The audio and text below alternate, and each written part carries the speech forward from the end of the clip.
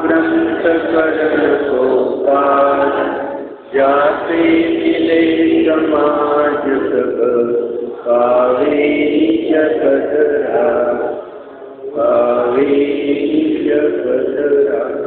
मोक्ष मार्ग प्रकाश आचार्य पंडित तोडरमलजीने दिलेला हा ग्रंथ आहे। 5वा अधिकार विविध मत समीक्षा। बहुविधी मिथ्या गहन करी, मलिन भयो निज भाव, ताको होत प्रभाव हे सहज रूप जरता।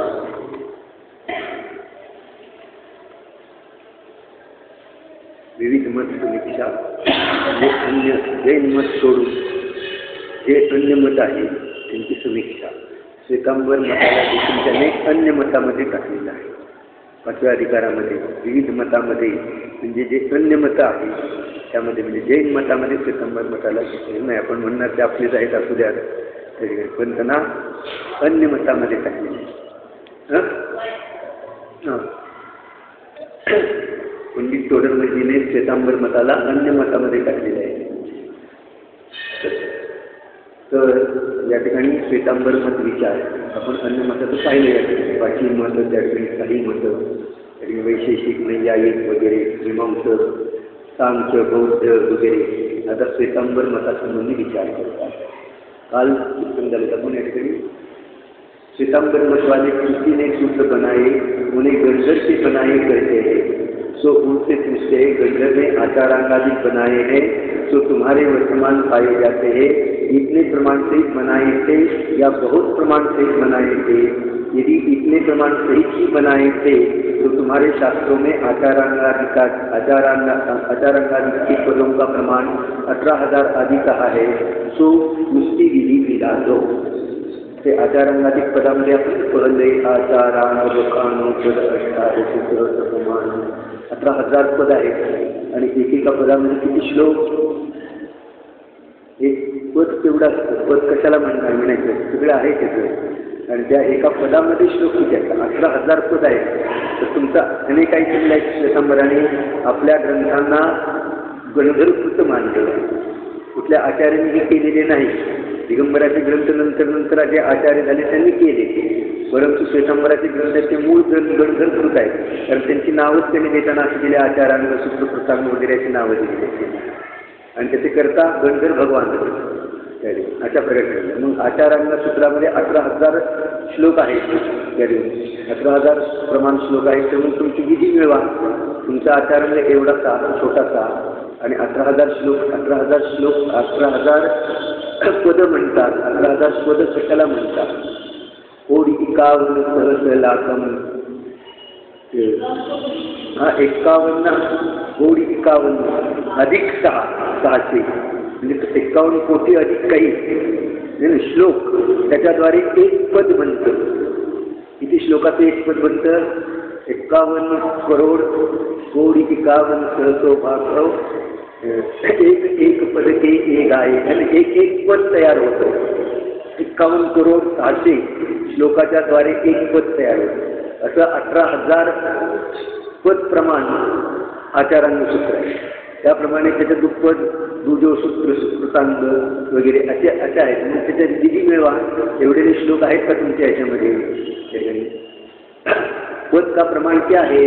यदि विभक्ति के अंत को पद कहेंगे तो कहे हुए प्रमाण से बहुत पद हो जाएंगे, और यदि प्रमाण पद कहोगे तो उस एक पद के साधिक किंचित अधिक 51 करोड श्लोक है।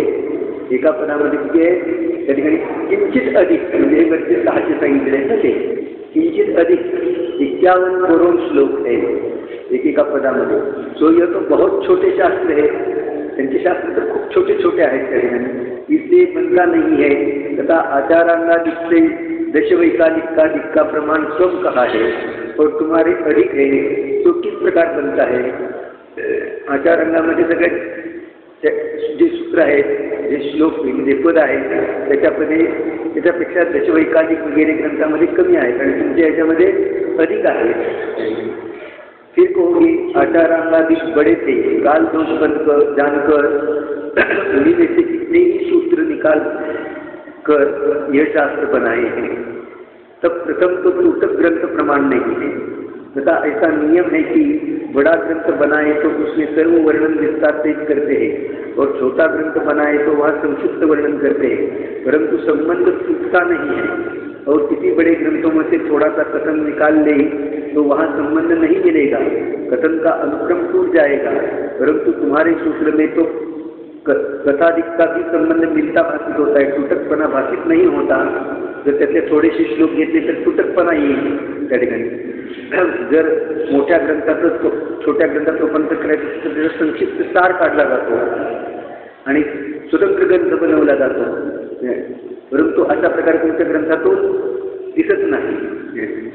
तथा अन्य कवियों से गंधर्व की बुद्धि तो अधिक होगी, उनके बनाए ग्रंथों में थोड़े शब्दों में बहुत अर्थ होना चाहिए, परंतु अन्य कवियों जैसी भी गंभीरता नहीं है। लेकिन काय सांगितलं की हे गंधराने जशी गंधराचं ज्ञान किती असतं, एका अंतर्मुहूर्तामध्ये 48 मिनिटाच्या आत 11-14 पूर्वाची रचना करणारे असतात। एखादा कवी जर एखादी कविता लिहिली तर ती थोडक्यामध्ये कितीतरी त्याच्यामध्ये सार भरलेला असतो, तशी गंभीरता तर तुमच्या ग्रंथामध्ये बिलकुल दिसत नाही। आणखी सूत्रबद्ध असतात, थोड्या शब्दामध्ये जसं तत्वार्थ सूत्र लिहिलं, एक सूत्रामध्ये एकेका सूत्रावर एक ग्रंथ तयार झाला। सम्यक दर्शन ज्ञान चारित्र आणि मोक्ष मार्ग यापैकी एक सम्यक दर्शनावर समयसार तयार झाला। एकेका ग्रंथावर एकेका सूत्रातील एकेका शब्दावर एक ग्रंथ, इतका विस्तार असतो त्या ठिकाणी। अशा प्रकारची बुद्धी असते त्या ठिकाणी।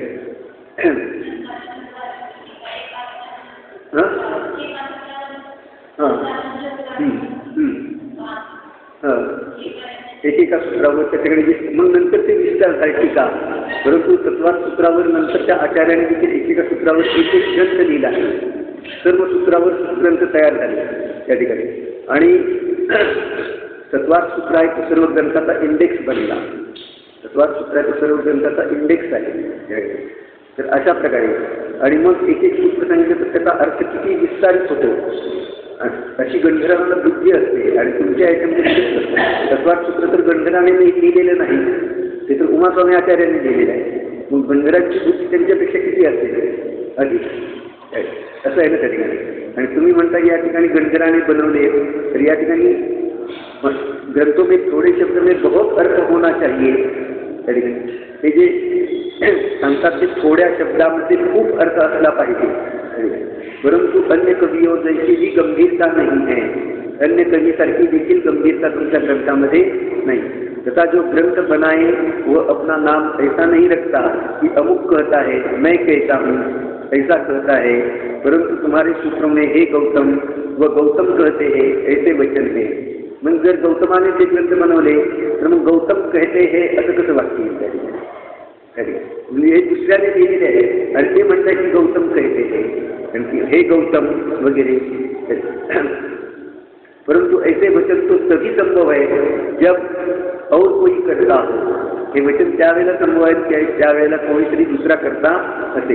इसलिए यह सूत्र गंधर्वकृत नहीं है, औरों के बनाए हैं, गंधर्व के नाम से कल्पित रचना को प्रमाण कराना चाहते हैं। हे ग्रंथ आहेत ते गंधर्वाने बनवलेले नाही आणि भले नाव आचार्यांनी दिलेले असतील सूत्रकृतांग वगैरे, परंतु हे गंधर्वाने नाही, नंतरच्या आचार्याने लिहिलेले आहे। आणि त्याच्यामध्ये तशा प्रकारची गंभीरता पण नाही, परस्पर विरुद्ध कथन पण आहे त्या ठिकाणी। आणि गंधर्वाच्या नावावर त्याने त्या ठिकाणी ते खपवलेले आहे। गंधर्व के नाम से कल्पित रचना को प्रमाण कराना चाहते हैं, परंतु विवेकी को परीक्षा करके मानते हैं। कहा ही तो नहीं मानते, परंतु जो विवेकी आहे परीक्षा प्रधानी आहे तो शास्त्रात सांगितलं म्हणून असं नाही, तो परीक्षा करून माने असं सांगितलं, परीक्षा करेल ना ते धर्म परीक्षा प्रधानी आहे। शास्त्रामध्ये काही पण घुसळून देईल आणि ते मानेल। काळाच्या ओघामध्ये अनेक शास्त्रामध्ये त्याच्यामध्ये विकृती आली, अशा आपल्यामध्ये पण पुष्कळ शास्त्र आले त्या ठिकाणी।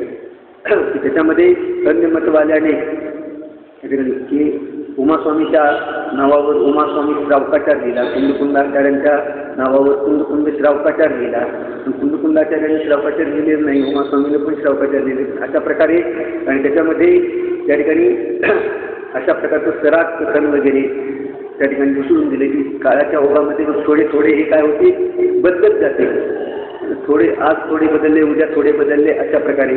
म्हणून परीक्षा करून कुंद श्रावकाचारामध्ये सांगितलं होतं कशा प्रकारे विकृती दिली. त्या ठिकाणी स्त्री परीक्षा, पैसे मिळवण्याची साधनं, आणि कुठल्या झाडाची मुळी गादी खाली ठेवली म्हणजे पैसे मिळतात वगैरे, अशा प्रकारचं कथन कुंदकुंडाचार्य करतील का? ते त्या ठिकाणी आत्म्याशिवाय अन्य कथा करायला तयार नाही. ते अशा प्रकारची कथा त्या ठिकाणी तर अन्य देवी देवता वगैरे त्यांना बघणं वगैरे तर कथन नंतर काळाच्या ओघामध्ये हे घुसळून गेलं. ठिकाणी ते हळूहळू ते कसे बनले पाहिजेत, वैदिकाप्रमाणे बनले पाहिजे. अशा प्रकारे कर्तृत्वभाव, हे देवी देवता चांगलं करतील, भलं करतील वगैरे, अशा प्रकारचं कथन. काळाच्या ओघामध्ये चर्चासागर वगैरे असे काही ग्रंथ आहेत ना, त्रैवर्णिकाचार, हे जाली ग्रंथ. त्यावेळेला आचार्य संगीतागर महाराजांना एवढं मोठं काम झालेलं आहे. त्यावेळेला 1914 साली आचार्य संगीतागर महाराजांचा चातुर्मास त्यावेळेला इंदूरला होता आणि हे सगळे ग्रंथ कलकत्त्यामध्ये छापायला लागले होते. त्यावेळेला काही विद्वानाने विचारले की महाराज हे ग्रंथ तुम्ही छापता, या ग्रंथामध्ये असं दिलेलं आहे. तर महाराजांनी ते बघितले ग्रंथ, म्हणाले हे ग्रंथ आपले नाही, ताबडतोब हे छपाई बंद करा. म्हणजे छापलेले ते काय करायचे, तर जिथे जिथे असे भंडार असतील तिथं पाठवून ते लोकांना देऊ नका, लोकांच्या हातात करू देऊ नका. आपल्या इथे पण असे बरेचसे ग्रंथ आले होते ते मध्यंतरीच्या काळामध्ये त्या ठिकाणी ते नष्ट केले. तर अशा प्रकारे अनेक ग्रंथ त्या ठिकाणी, म्हणजे जैनाच्या नावावर अनेक ग्रंथ, कुंद श्रावकाचार सारखे ग्रंथ, त्रैवर्णिकाचार वगैरे, अनेक विपरीत कथन आहे त्याच्यामध्ये. पण लोकांना ते रंगरागाचं कथन आहे ते बरं वाटतं. त्याच्यात भविष्य सांगितलेलं आहे, भविष्यकाळात काय होईल ते सांगितलेलं आहे, किंवा या ठिकाणी अन्य लौकिक कार्य, धन वगैरे कमविणं वगैरे, हे कार्य त्याच्यामध्ये सांगितलेलं आहे. ते ग्रंथ बरे वाटतात वाचायला, त्या ठिकाणी रुचीने वाचतात. छान सांगितलेलं आहे, ग्रंथ छान आहे. काय सांगितलं त्याच्यामध्ये, वितराग मार्ग थोडाच सांगितलेला आहे. अशा प्रकारे कुंद श्रावकाचारामध्ये तर इतके विपरीत सांगितले. त्या ठिकाणी मंदिर बांधताना त्याचे 5 भाग करावे. पहिल्या भागामध्ये यक्षयक्षिणीची स्थापना करावी, दुसऱ्या भागामध्ये शिवलिंगाची स्थापना करावी, अशा प्रकारे, आणि मग 5व्या भागामध्ये जिनेंद्र भगवंताची स्थापना करावी. अशा प्रकारचं असे कुंदकुंदाचार्य कसे सांगू शकतील त्या ठिकाणी. म्हणजे परीक्षा आपल्याला निबंध होईल.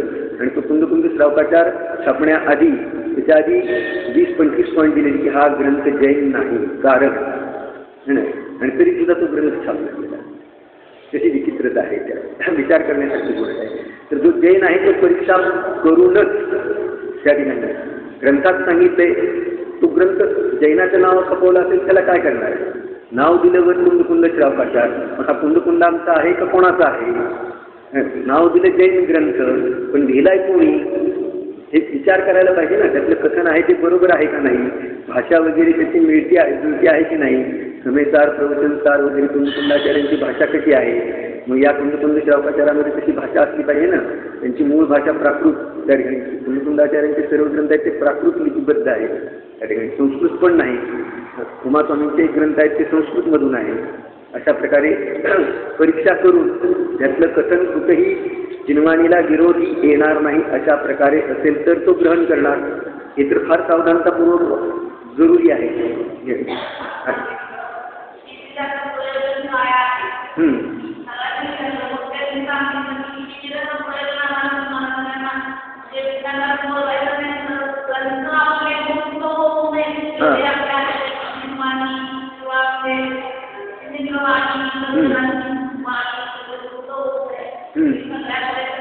पोचावे. बरोबर आहे की उत्सुकता, जिज्ञासा उत्पन्न होईल. हे ग्रंथ आहेत, हे ग्रंथ आहेत, ते ग्रंथ वाचावे, ते ग्रंथ वाचावे, अशी जिज्ञासा उत्पन्न व्हायला पाहिजे अंतरंगातून. त्या ठिकाणी अंतरंगातून तहान उत्पन्न व्हायला पाहिजे की मला हा ग्रंथ वाचला पाहिजे. या ग्रंथामध्ये हे सांगितलं, एवढं ऐकलं, त्या ठिकाणी थोडीशी जरी झलक मिळाली तर तो म्हणतो हा ग्रंथ आपण वाचला पाहिजे. तर त्याच्या मनामध्ये राहतं ना, तो वाचेपर्यंत तो शुभयोग आहे. अशा प्रकारे आणि गोष्ट सांगितली होती त्या ठिकाणी. कुठे सांगितली होती? नाही चालेल ना. कुठल्या मुलींची सांगितली होती गोष्ट? हां, वाली मुनीची गोष्ट सांगितली होती त्या ठिकाणी. वाली मुनी त्या ठिकाणी वाली मुनी अतिशय शक्तिशाली होते. त्यांच्या अंगठ्यामध्ये एवढी शक्ती होती की रावणाकरता 3 खंडाचा अधिपती त्याचा पण त्याने दम तोडला होता. अशा प्रकारे पायाचा अंगठा नुसता दाबला. मग इतकी शक्ती त्या वालिमुनीमध्ये कुठून आली त्यावेळी? तर ते वालिमुनी पूर्वी कोण होते? तर एक हरिण होते. आणि मुनी जंगलामध्ये एक त्या ठिकाणी महाविद्वान मुनी रोज सकाळी त्या ठिकाणी तपस्वी मुनी त्या ठिकाणी आपल्या भक्ती वगैरे म्हणत बसायचे, त्या ठिकाणी शास्त्र वाचन वगैरे करायचे. आणि ते हरिण ते त्या ठिकाणी येऊन ऐकत उभा राहायचे रोज त्या ठिकाणी. त्याला किती समजत होतं किती नाही ही महत्वाची गोष्ट नाही त्या ठिकाणी, पण प्रीतीपूर्वक भक्तीपूर्वक ते ऐकत होते त्या ठिकाणी. आणि नित्य नियमाने तेवढा पुण्याचा बंद झाला ते मरून स्वर्गामध्ये उत्पन्न झालं. आणि स्वर्गामध्ये फक्त पुण्य संपलं नाही, ते भोगण्यासाठी तो सुग्रीवाचा भाऊ मोठा भाऊ उत्पन्न झाला. आणि त्या ठिकाणी त्याने मुनी दीक्षा घेतली एक हरणासाठी. त्या भावात मोक्षाला गेला. त्याच्यामध्ये शक्ती एवढी कुठून आली? तो मुनी कसा बनला? संस्कार कसे घडले? त्या हरणाचे म्हणजे त्याचं शिबिर वगैरे एक ग्रंथासंबंधी जिज्ञासा उत्पन्न झाली पाहिजे. हे ग्रंथ मला वाचायचे, या ग्रंथामध्ये काय सांगितलं, याच्यामध्ये तत्व काय सांगितलेलं आहे, हा तर सुखी होण्याचा मार्ग आहे, शाश्वत सुखी होण्याचा उपाय याच्यामध्ये सांगितलेला आहे, असं भाकीत झालं पाहिजे. जसं धन संपत्ती व्यापार धंदा याच्यामध्ये आपल्याला वाटतं की नाही हा सुखी होण्याचा मार्ग आहे, हे आपण केलं पाहिजे, दुकानदारी केली पाहिजे, पैसे कमवले पाहिजे. आणि शास्त्र स्वाध्याय, अरे दुकानदारी पैसे कमवणं हा शाश्वत सुखी होण्याचा मार्ग नाही. शाश्वत सुखी होण्याचा मार्ग स्वाध्याय आहे. स्वाध्यायाशिवाय प्रगल्भता येत नाही. स्वाध्यायाशिवाय आपला सुखाचा मार्ग आपल्याला प्रतिभासित होणार नाही. तत्व काय आहे, तत्व काय आहे, देवगुरु शास्त्र काय आहे, त्याचं ज्ञान आपल्याला होऊ शकणार नाही. तर हे श्वेतांबर दिगंबर मत पडली ना त्या ठिकाणी. ती केव्हा पडली? पहिले श्रुतकेवली, शेवटचे श्रुतकेवली भद्रभाऊ. भद्रभाऊच्या अंतिम समयामध्ये भद्रभाऊ त्यावेळेला उज्जैन नगरीमध्ये खूप मोठ्या संघासहित चातुर्मास करत होते. आलं लक्षात? उज्जैनी नगरामध्ये ते खूप मोठा त्यांचा संघ होता, पण त्यावेळेला ते चातुर्मास करत होते. आणि एकदा आहाराला गेले असताना एक बालक आहे ते त्या ठिकाणी काही शब्द फुटताना विवल होताना त्यांना भाकीत झालं, दिसलं. त्याच्यावरून त्याने अनुमान केले की या ठिकाणी 12 वर्षाचा दुष्काळ पडणार आहे. ते आहारावरून आल्यानंतर त्यांनी ती गोष्ट आपल्या संघामध्ये सांगितली की आपण या ठिकाणी राहणं उचित नाही. चातुर्मास संपताक्षणी आपण दक्षिणेकडं विहार करणं आवश्यक आहे. पुन्हा 12 वर्षपर्यंत तरी या ठिकाणी येता कामा नाही, कारण या ठिकाणी अशा प्रकारचा महादुष्काळ पडणार आहे. आणि हे सांगत असताना त्यावेळेला मगध सम्राट चंद्रगुप्त राजा त्या ठिकाणी उपस्थित होता. त्याने ती गोष्ट ऐकली आणि त्याने तत्काल त्या ठिकाणी दीक्षा घेतली, सम्राट चंद्रगुप्त मगध राजा. आणि मग चातुर्मास संपला आणि सर्व संघ आहे तो दक्षिणेकडे विहार केला. त्याच्याबरोबर त्या ठिकाणी नवदीक्षित त्या ठिकाणी ते मगध सम्राट त्यांनी पण दक्षिणेकडे विहार केला. परंतु तिथल्या लोकांच्या सांगण्यावरून आग्रहावरून काही संघातले मुनी आहेत त्यांना आग्रह केला की तुम्ही थांबा थांबा, आम्ही तुमची व्यवस्था करतो वगैरे त्या ठिकाणी. मग काही मुनी त्या ठिकाणी थांबले आणि मग हा संघ तर दक्षिणेमध्ये आला. ते मुनी त्या ठिकाणी जे थांबले त्या ठिकाणी पुढं दुष्काळ आता तेवढं दुष्काळ पडला की खाणं पिणं देखील मुश्किल झालं. आहाराला मुनी यायचे तर त्या ठिकाणी लोक लक्ष ठेवायचे, कुठं जात आहेत, काय करतायत, इथं अन्न आहे तिथं अन्न आहे. इथपर्यंतची परिस्थिती आली की मुनी आहार घेऊन चालले तर त्यांचं पोट चिरून ते अन्न काढून खाऊ लागले इथपर्यंतची. मग त्या ठिकाणी संघाने एक नियम काढला. पूर्वी तर जंगलामध्ये मुनी राहत होते, आहार घेत होते आणि ते जंगलामध्ये जात होते. त्याने काढले की आहाराला जाते वेळेला एक पांढरं वस्त्र घालून जा, म्हणजे त्या ठिकाणी ते मुनी आहेत हे ओळखू येणार नाही. आणि एका लाकडाच्या भांड्यामध्ये त्या ठिकाणी आहार घेऊन जंगलामध्ये तिथं आहार घ्यावा. समजा जरी त्या ठिकाणी कोणाच्या लक्षात आलं हे आहार घेऊन चाललेलं आहे अन्न घेऊन, तर ते लाकडाचं भांडं चोरून नेतील, हिसकावून नेतील, पोट तर फिरणार नाही, मारणार तर नाही. अशा प्रकारे त्यांनी काही नियम काढले आणि त्याला अनुसरून मग मुनी आहेत ते आहाराच्या वेळेला पांढरं वस्त्र घालून त्या ठिकाणी आहारासाठी गावात यायचे, आहार घेऊन जंगलामध्ये जायचे आणि त्या ठिकाणी आहार सेवन करायचे.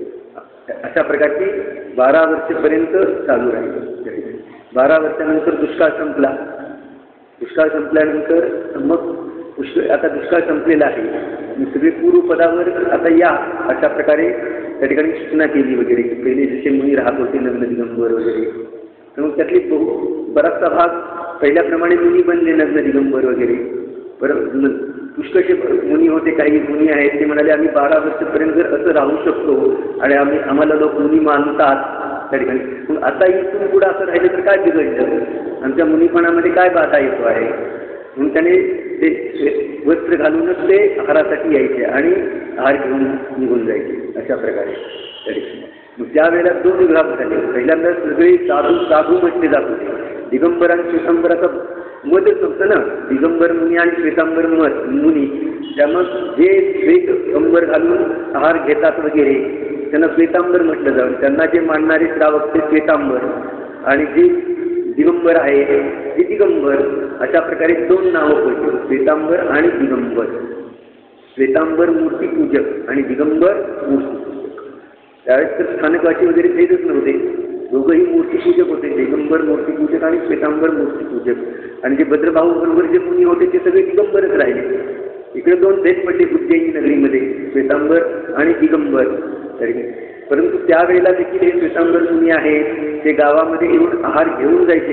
इथे गेल्यानंतर नग्नच राहत होते, जंगलामध्ये वस्त्र सोडून नग्न राहत होते. पुढं काही काळानंतर मग ते वस्त्र पण कशाला काढा कशाला ठेवा, ते वस्त्रसहित राहू लागले, पण जंगलातच राहत होते वस्त्रसहितच.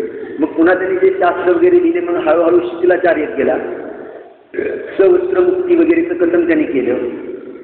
आता स्वतःच वस्त्र घालायला लागले, मग ते काय करणार त्या ग्रंथामध्ये सवस्त्रमुक्ती, स्त्रीमुक्ती, त्या ठिकाणी गृहस्थमुक्ती, शूद्रमुक्ती, सगळ्यांना मुक्ती, म्हणजे सगळ्यांना खुश करण्याचा मार्ग त्याने सुरू केला. त्या ठिकाणी सगळे खुश झाले पाहिजे तर आपल्या धर्मामध्ये येतील, अन्यथा कशी येतील अशा प्रकारे. मग अशा प्रकारचे कल्पित सूत्र कल्पित शास्त्र वगैरे त्यांनी त्यावेळेला लिहिली.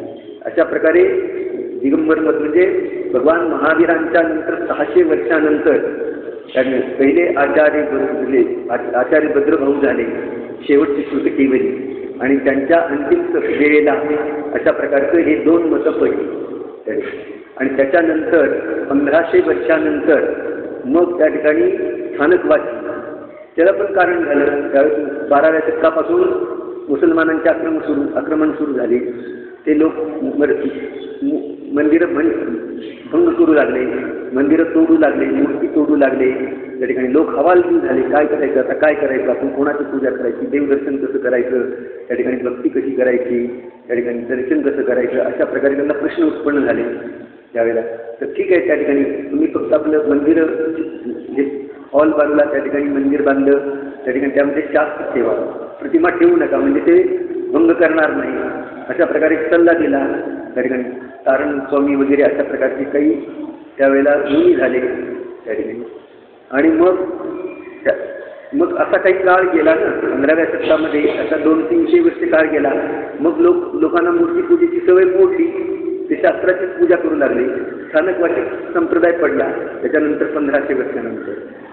अशा प्रकारे मग याच्यामध्ये हळूहळू मतभेद कसे पडत आले या प्रकरणामध्ये येणार आहे.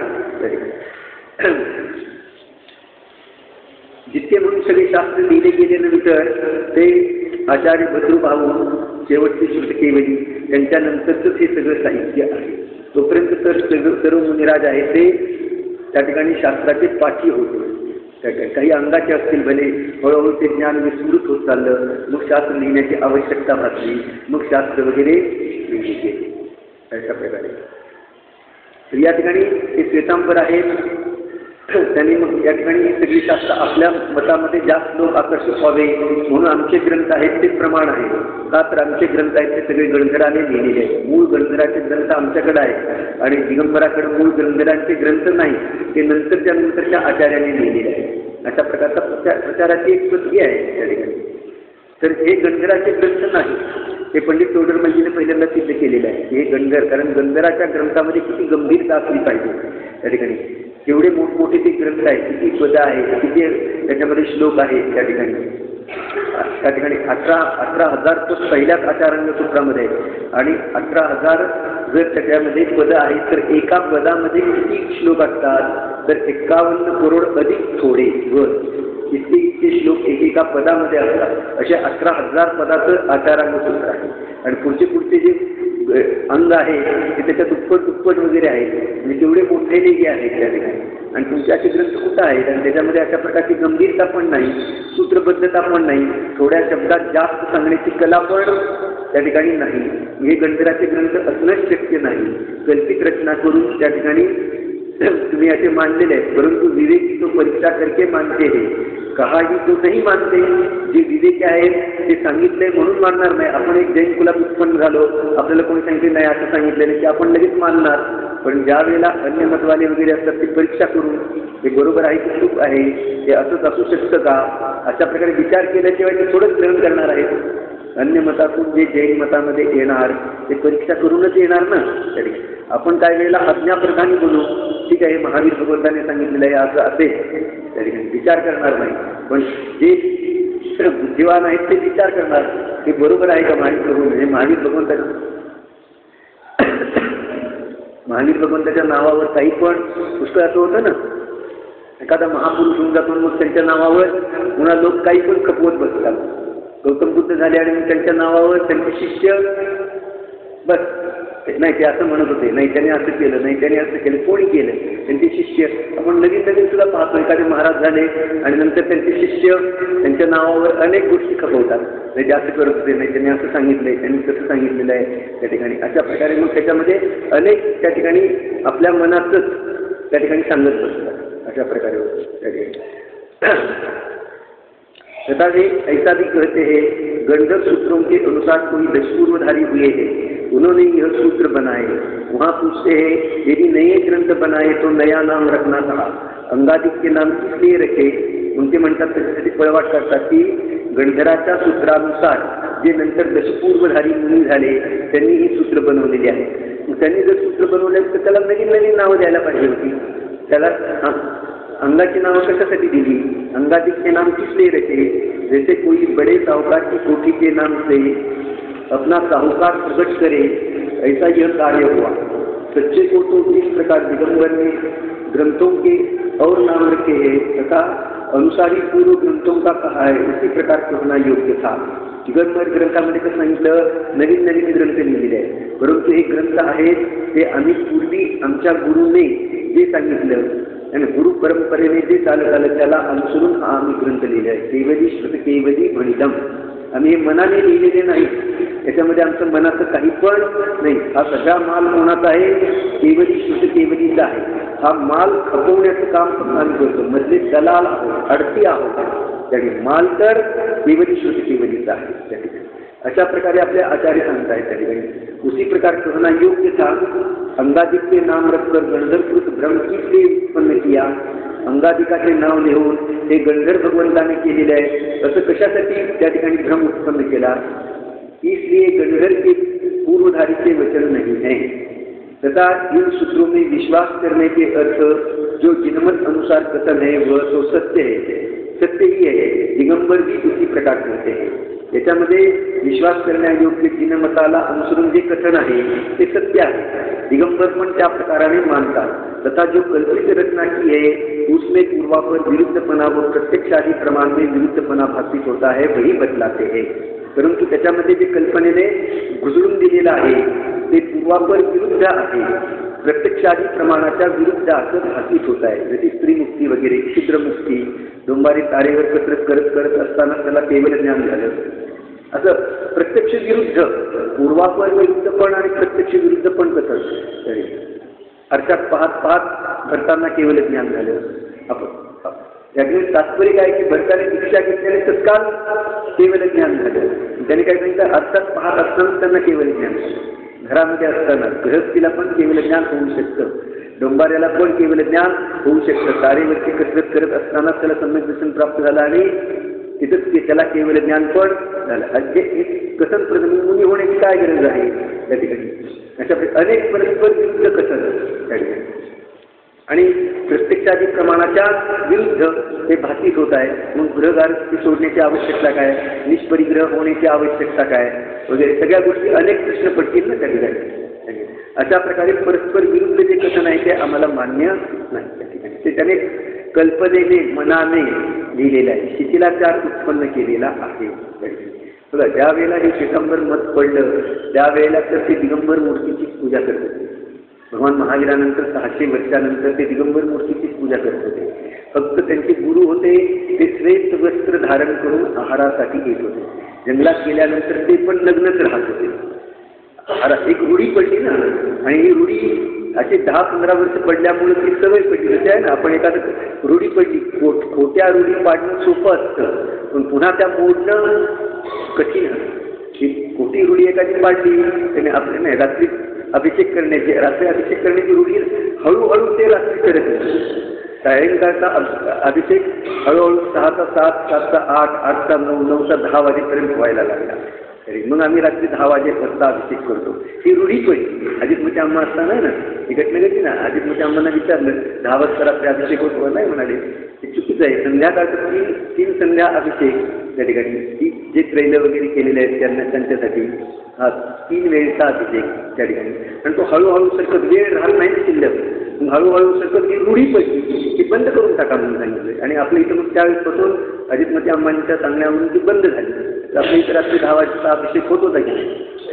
अशा प्रकारे मग हे कोणी जरी अशा प्रकारची रूढी सुरू करतं आणि ती पुन्हा पुढे चालू राहते. फुलांची जाप दिली पाटावर आणि मग त्या ठिकाणी ती फुलं उचलायची आणि पुन्हा प्रतिमेवर नेऊन ठेवायची, अशी रूढी पडली. मग एकाची बघितली की दुसरं काय करतो तसंच करतो. त्याने फुलं उचलून मग फुलंच का ठेवली, सगळे 8 द्रव्य ठेवणं प्रतिमेच्या अंगावर. फक्त फुलंच कशी नाही, फुलं छान दिसतात. फुलं छान दिसतात का प्रतिमा छान दिसते? हां, का तुझ्या मनामधली विकृती आहे ती रागाची? लोक कसे असतात, गतानुगतिक असतात. एखाद्याने तसं कार्य केलं की ते लगेच तसंच करणार आहे ना. गतानुगतिको लोपूर्ण लोका पारमार्थिका वालुका पुंज मात्रेनं गतम मे ताम्र भाजन. ज्यात महर्षी होते ना, रोज ते ताम्र आणि भाजन घेऊन स्नानासाठी जायचं, ते हातामध्ये न्यायचं. त्यापेक्षा त्यांनी काय केलं, एक दिवस म्हणले आपण इथंच पुरून ठेवूया, म्हणजे रोज आणण्याचीही नको. मग एक दिवस त्यांनी स्नान केलं आणि ते ताम्र भाजन त्यांचं एका ठिकाणी पुरून ठेवलं आणि ते ओळखू यावं म्हणून त्या ठिकाणी वाळूचा एक ठीक केला. हे लक्षात यावं की इथं पुरलेलं आहे त्या ठिकाणी. ते कोणीतरी लांबून बघितलं की आज व्यास महर्षीनं स्नान केल्यानंतर वाळूचा ठीक केला, काहीतरी कारण असेल. त्याने पण स्नान केलं आणि एक वाळूचा ठीक केला. त्या ठिकाणी दुसऱ्याने विचारलं अरे का असं करतोय, नाही आज व्यास महर्षीने आज वाळूचा ठीक केला, आज काहीतरी किती असेल वगैरे त्यांनी काही केलं असेल. असं करत करत सगळे लोक आहेत हळूहळू त्या ठिकाणी. दुसऱ्या दिवशी व्यास महर्षी आले स्नानासाठी, पाहतात तर सगळीकडे वाळूची ढेगच दिली. हे म्हणाले गतानुगतिको लोकांना लोका पारमार्थिका. लोक गतानुगतिक आहेत. एकाने एक कार्य केले की लगेच सगळ्यांनी तेच करायचं. एकाने फुलं टाकली की सगळ्यांनी फुलं टाकायची. त्याच्या खाली काय आहे हे पाहायला कोणाला सवड आहे त्या ठिकाणी. अशा प्रकारे माझं ताम्रभाजन मला गमवावं लागलं या ठिकाणी. रूढी पाडणं सोपं असतं, परंतु त्या मिटवणं अवघड असतं. तुला पुष्कळ ठिकाणी या ठिकाणी नवरात्रीमध्ये पाडलं की नाही रूढी, देवीची पूजा करायची वगैरे, दांडिया खेळायचा, मौज मजा, रंगराग हळूहळू पडतात ना, रंगरागाच्या वगैरे. हळदी कुंकू सुरू केली की हळदी कुंकू लगेच सुरू, रूढी पडली त्या ठिकाणी. कुठं धर्मामध्ये कुठल्या ग्रंथामध्ये सांगितलंय कसं आहे रंगरागाचे खेळ, रंगरागाचे म्हणजे रूढी पडल्या की मग त्याच्यामध्ये लोक वाहून जातात आणि मग त्या केल्याशिवाय त्यांना ते रागी लोकांना तेच बरं वाटतं. वीतरागी धर्म त्यांना रुचत नाही, आवडत नाही. रंगरागामध्ये मजा येते. तर या ठिकाणी ह्या सगळ्या मग काळाच्या ओघामध्ये पडलेल्या रूढी, दीपावली रूढी पडली की नाही खाण्यापिण्याची. दीपावली म्हणलं की खाणं पिणं, लाडू करंजे शेव हे केलंच पाहिजे. केलं पाहिजे का केलंच पाहिजे. कसं आहे,